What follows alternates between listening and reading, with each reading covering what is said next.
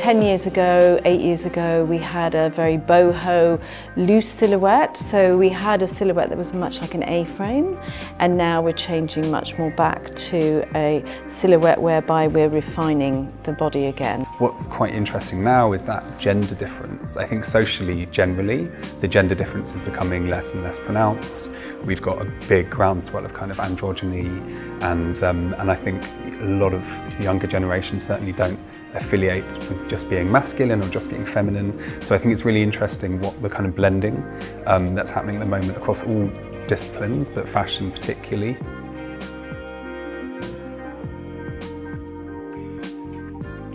Well, we're talking so much about sustainability that I think it's really important to look at some of the new fabrics that are coming forward.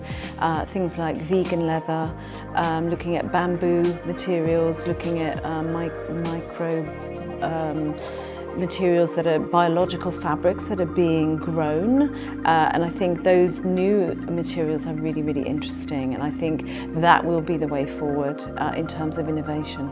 Which is the interest around sustainability, the interest around kind of renewables, green materials, and again this is a kind of social interest that crosses all boundaries, not just in fashion. Because often we think of technology as being something that's kind of bad for nature, bad for sustainability, but a lot of the really innovative technological fabrics are actually, they reduce waste.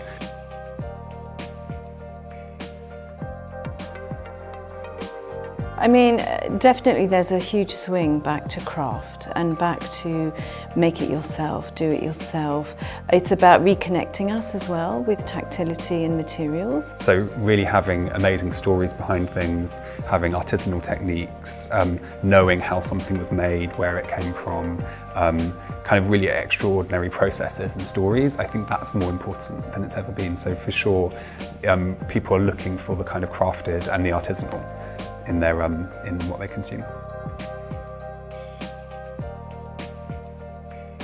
I think we have always seen designers, creative people referencing back to the really key artists. I think again, it's the blurring of boundaries. You've got a lot of designers who are working as artists, who are looking to fine art.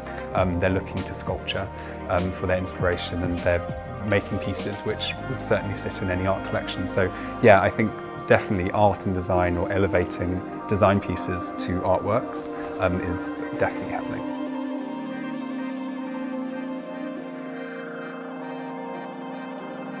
People want transparency now. People want the truth.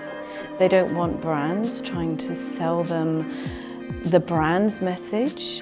People want to hear honesty, and advertising is they're moving towards, and it's a great thing, towards storytelling. And so it's really about making adverts that people don't want to filter out, adverts which in some way kind of enhance their life or add to their life. And this can be through humour, this could be through a kind of learning, it could be through creativity. So yeah, I think advertisers, well, brands need to work harder than ever about how they communicate. And maybe it's not even just about advertising, it's about creating amazing experiences, it's about thinking about marketing much more broadly than a kind of linear advert, because yeah, people have the technology to block that out now.